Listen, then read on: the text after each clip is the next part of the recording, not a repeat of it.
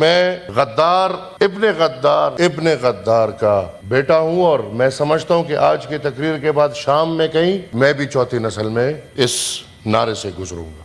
ہم تو غدار ہیں، ہم تو سب کہتے ہیں ہندوستان کی تقسیم کے خلاف تھے۔ آج بات ہو جائے 77 سال بعد کہ تقسیم ہندوستان کا فائدہ کتنا ہوا ہے، نقصان کتنا ہوا ہے۔ جوڈیشری بات کرتی ہے ایک ISI کی کرنیل کی، ہمیں 1000 دفعہ غدار بولا جائے ہمیں تکلیف کبھی نہیں ہوگی۔ پرکسی کو پرکسی بولیں گے تو تکلیف ہوگی۔ جس دن آپ کے بانی، آپ کے ملک کو بنانے والے نے جس دن فوج کے سامنے، فوج کے ایک تقریب سے یہ بات کی کہ یہ ملک اس لیے نہیں بنا کہ آپ اس پہ حکمرانی کریں۔ مسئلہ آپ کا شروع ہوتا ہے 47 میں۔ ہندوستان آزاد ہوتا ہے اور پاکستان بنتا ہے۔ میری بات سے اگر کسی کو تکلیف ہو، میں واضح کر دوں کہ میں اس وطن میں، اس ملک میں غدار ابن غدار کا بیٹا ہوں، اور میں سمجھتا ہوں کہ آج کی تقریر کے بعد شام میں کہیں میں بھی چوتھی نسل میں اس نعرے سے گزروں گا۔ تاریخ حقیقت ہوتی ہے، اور تاریخ سے آنکھیں پھیرنا، حقیقت سے آنکھیں پھیرنا آپ کو کبھی بھی مستقبل میں صحیح راستے پہ نہیں لے کر جا سکتا۔ یہ بہت بڑی بحث ہے، اور اس بحث کے لیے میں تیار ہوں، کیونکہ نیشنل اسمبلی کے باہر ایک دفعہ اجلاس بلایا گیا تھا، اور جناب خان عبدالولی خان مرحوم گاڑی کی ڈگی کتابوں سے بھر کے لائے تھے، اس لیے لائے تھے کہ آئے آج بات کرتے ہیں کہ پاکستان بنا تھا، کہ پاکستان آزاد ہوا تھا۔ جب آپ 47 میں آزاد نہیں ہوئے، آج آپ آزادی کا رونا رو رہے ہیں؟ کیا ایمان کی بات کریں سب لوگ، یہ جناب پاکستان کا قائد اعظم محمد علی جناح صاحب کتنی قدر کرتے ہیں؟ کیا پاکستانی قدر کرتے ہیں ان کی کہ نہیں کرتے؟ تو مجھے تو یہ تصویر بھی قید لگ رہی ہے۔ یہ تصویر اس دن قید ہو گئی جس دن جناب محمد علی جناح صاحب نے رول آف لا کی بات کی، جس دن آپ کے بانی، آپ کے ملک کو بنانے والے نے جس دن فوج کے سامنے، فوج کے ایک تقریب سے یہ بات کی کہ یہ ملک اس لیے نہیں بنا کہ آپ اس پہ حکمرانی کریں،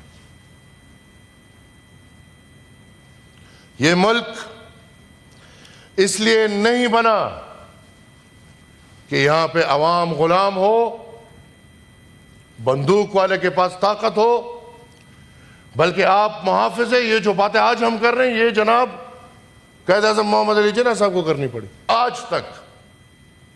آج تک آپ یہ ملک، یہ وطن، یہ پاکستان کے شہری اس اپنے قائد کو رہا نہ کر سکے۔ آپ کو پتہ ہے پاکستان میں جو پھر قید ہوئے ہیں، تو ان پہ ایک ایسے قید لگا ہے کہ آپ پاکستان میں جناب محمد علی جناح صاحب پہ ریسرچ نہیں کر سکتے۔ تو آئے، آزادی کی بات ہو رہی ہے، ہم تو غدار ہیں، ہم تو سب کہتے ہیں ہندوستان کی تقسیم کے خلاف تھے. آج بات ہو جائے 77 سال بعد کہ تقسیم ہندوستان کا فائدہ کتنا ہوا ہے, نقصان کتنا ہوا ہے. ہم تو چلیں غدار ہیں, لیکن آپ میرے معزز اراکین آج جوڈیشری اور ملٹیبلشمنٹ کی لڑائی سے نکل کے کیا میں آپ کے لیے یہ بات اٹھانے کو تیار ہوں, میرے ساتھ کھڑے ہونے کو تیار ہے کہ آج یہ ایوان یہ مطالبہ کرے کہ جو پابندی پاکستان میں جناب محمد علی جناح صاحب کے اوپر ریسرچ کرنے پہ لگی ہے یہ کھول دی جائے, اور میرے سمیت سب کو یہ موقع ملے کہ ہمیں پتہ چلے کہ ہمارے قائد, ہمارے رہبر, ہمارے اس ملک کے بانی محمد علی جناح صاحب کون تھے. بدقسمتی سے یہاں پہ کھیل بینیفیشریز کا اور افیکٹیز کا چلتا آ رہا ہے. کل کا بینیفیشری آج کا افیکٹی ہوتا ہے, کل کا افیکٹی آج کا بینیفیشری ہوتا ہے. جب وہ بینیفیشری ہوتے ہیں وہ ان کو سب قابل قبول ہے, پھر ملک کے ساتھ جو ہو خیر ہے.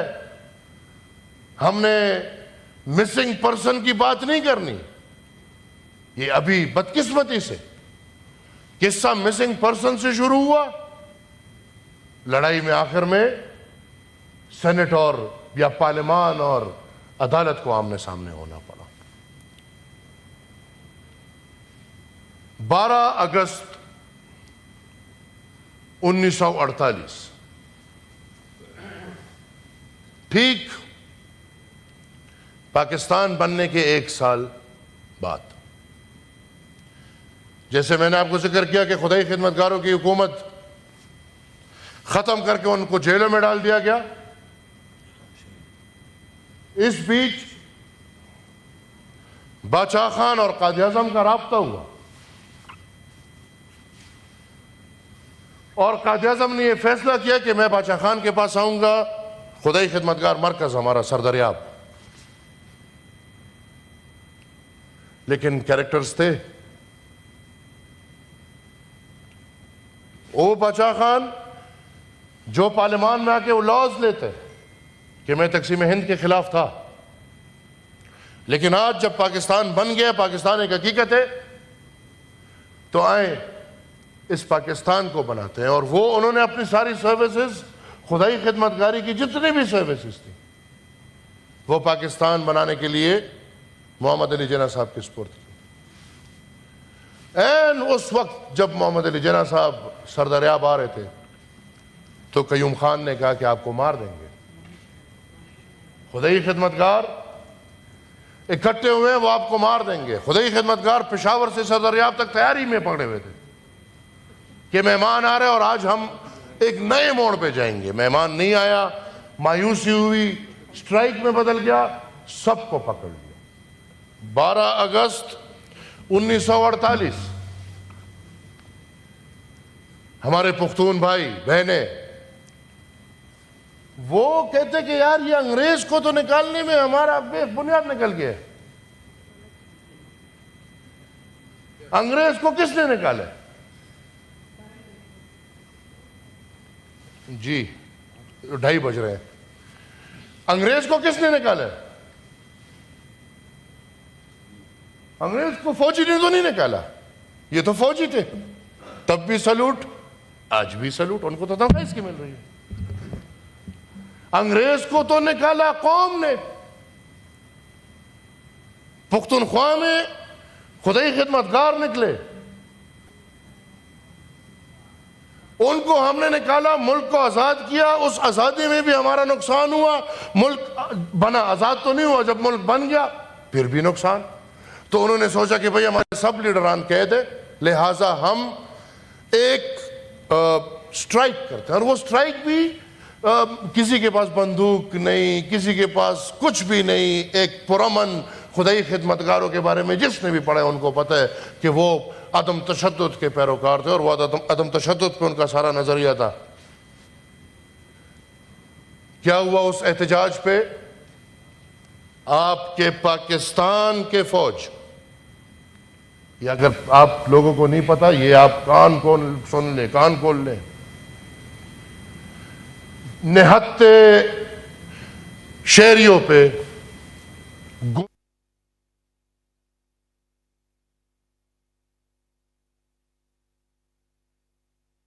ہمارے چارسدہ کے عورتیں بچے گھروں سے نکل آئے کہ خدا کا خوف کریں،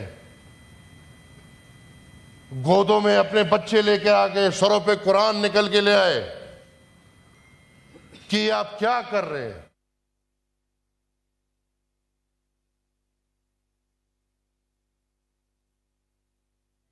کیونکہ ان کا مشن تھا کہ ہم نے خدائی خدمتگار تحریک کا خاتمہ کرنا ہے۔ آج تک ہم بھی اس ملک میں زندگی گزار رہے ہیں، ہمیں بھی یہ گلہ ہے، ایک ایک شہید کو ہم یاد کرتے ہیں۔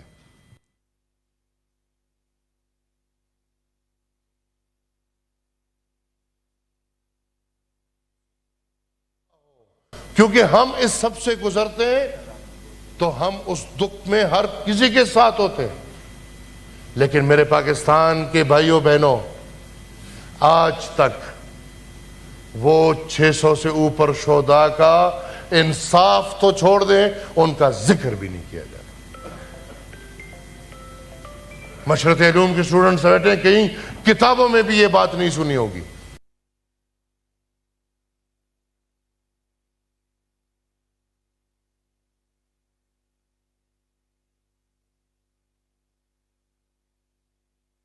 انہوں نے اپنے حصے کی زمین بیچ کے سرکار کو وہ موازنہ دیا اور حکم کیا کہ اپنی میتیں اٹھاؤ۔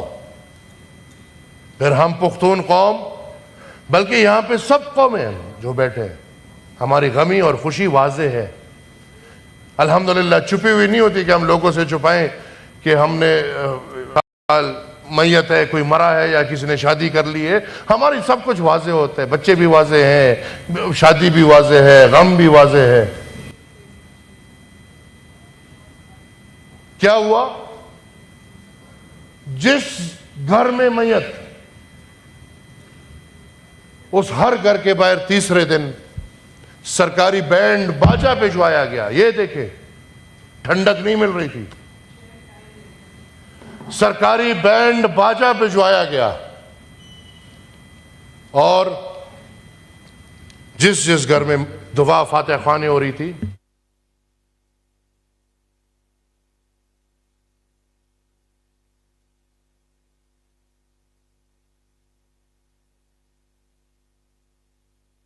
اور آج جس مینڈیٹ کی بات ہو رہی ہے، تو اسی مینڈیٹ کی خاطر جب ہمیں یہ شوق چس کہ نہیں بھائی پنجاب پاکستان ہے اور پاکستان پنجاب ہے اور اس کے علاوہ پاکستان کچھ نہیں ہے، ہم نے بنگال کے مینڈیٹ کو نہ مانتے ہوئے ہم نے اپنے آدھے ملک کو، اگر آج یہ بات ہوتی ہے کہ پاکستان تقسیم ہو اور آدھا پاکستان ہم سے جدا ہو کے بنگلہ دیش بن گیا، اس کی کیا وجہ ہے؟ یہی وجہ ہے کہ آپ ان کو مینڈیٹ دینے کو تیار نہیں تھے۔ یہی وجہ ہے کہ آپ ان کو ایک مظلوم محکوم قوم کی طرح تصور کر رہے تھے، جس طرح آج آپ پختون کو، بلوچ کو، سرائکی کو، مہاجر کو، سندھی کو، بلکہ پنجاب میں بہت لوگوں کو، کشمیری کو، گلگتی کو، جو جس طرح کنسیڈر کیا جاتا ہے، کیا ملا آپ کو؟ آپ کا ملک دو لخت ہو گیا، اور جب ملک دو لخت ہو گیا، بنگلہ دیش میں اس سال 90,000 سے اوپر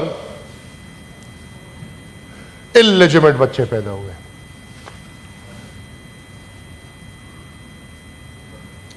کس نے کیے؟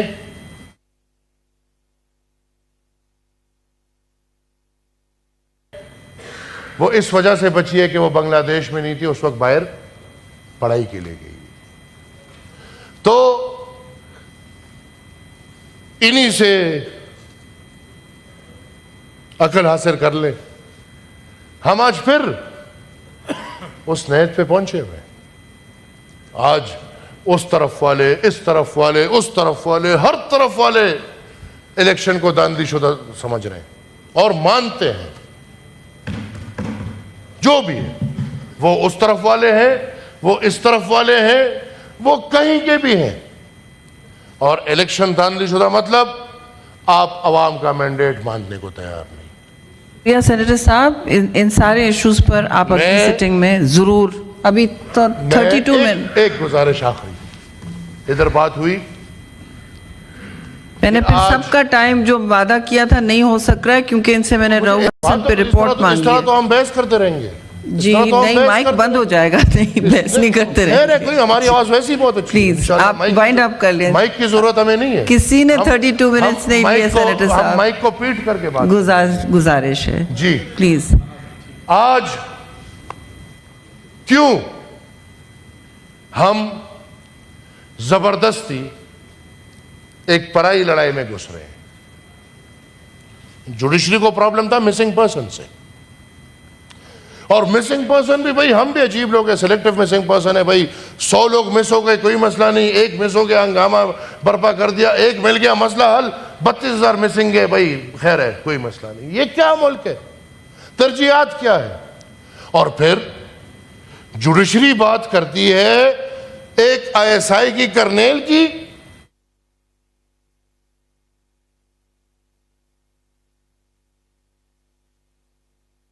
ہمیں 1000 دفعہ غدار بولا جائے ہمیں تکلیف کبھی نہیں ہوگی،